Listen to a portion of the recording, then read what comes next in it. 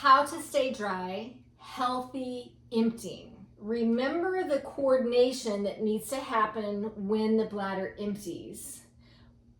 The detrusor on the outside needs to squeeze. That's that involuntary muscle. It squeezes to push the urine out, and then the pelvic floor muscles relax to allow that urine to come out.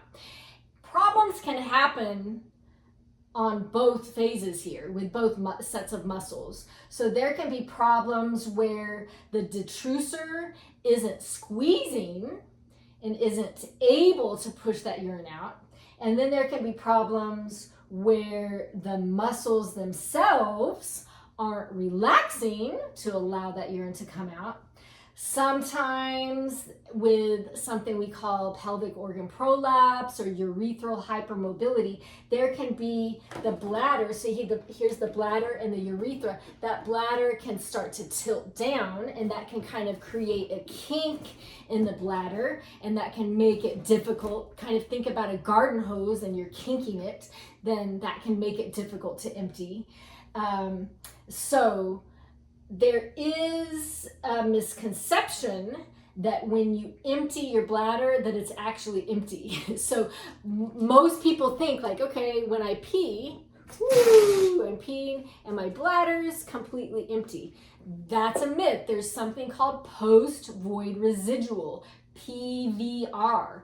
It's normal to have a little bit of urine left in the bladder. Now, we don't want very much, and that's where additional testing may need to be done to see what your PVR is and how your different structures are functioning here.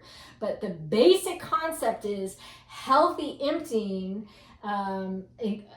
involves multiple structures doing the right thing at the right time, and there's different things that can happen to disrupt that process. Something else I commonly see is that people think their bladder should empty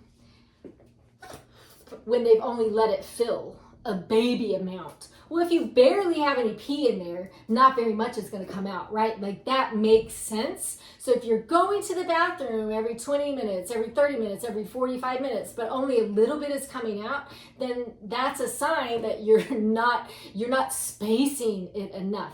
Generally, we say 2 to 5 hours, and we're going to go over that in the next segment. 2 to 5 hours is the general range when you're awake of how often to pee or urinate. So, when you pee, ideally, you sit down on that toilet and the detrusor here starts to squeeze and your pelvic floor relaxes, and it's a nice solid urine stream. You're not pushing, you're not straining, there's no stopping and starting. You sit down, you urinate, you wipe, you get up, you're done.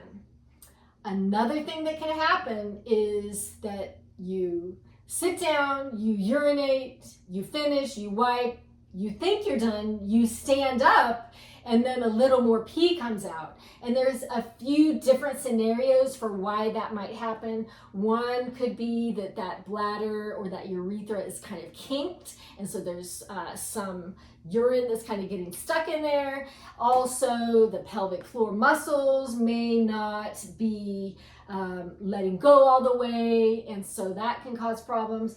Or the detrusor itself, that bladder muscle on the outside, may not be squeezing. I was on a mission trip in Belize with an amazing organization called GSE, Global Surgical Expedition. And it was a team of urology surgeons. And so we were traveling from one site to another. We were in a van. And I said, you guys, what do you want people to know? Like, what's your public service announcement? What's your number one thing that you want people to know? And what they said was, don't hold it too long.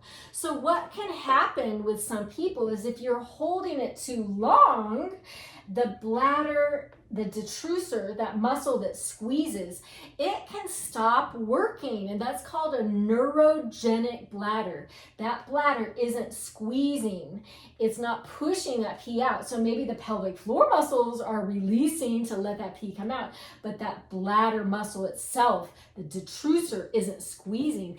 And that, that a lot of people require catheterization to help. That's basically where you put a tube inside the bladder, and then you're emptying that bladder with a catheter through that tube, versus your body doing what it's designed to do.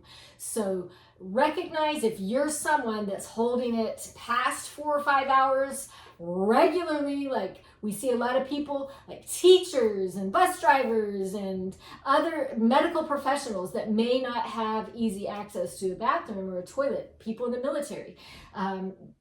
If you're doing that on a consistent basis, it is not healthy for your bladder, and you could be doing long-term damage where you get to your 40s or your 50s, like you're doing it in your 20s and your 30s, fine, everything's fine. And then you get to your 40s or your 50s and you're like, man, I can't empty my bladder anymore. That's one possible scenario. So a word of caution, don't hold it too long, too often. On the flip side, we also don't want to empty too frequently, and jump into the next segment for more on that.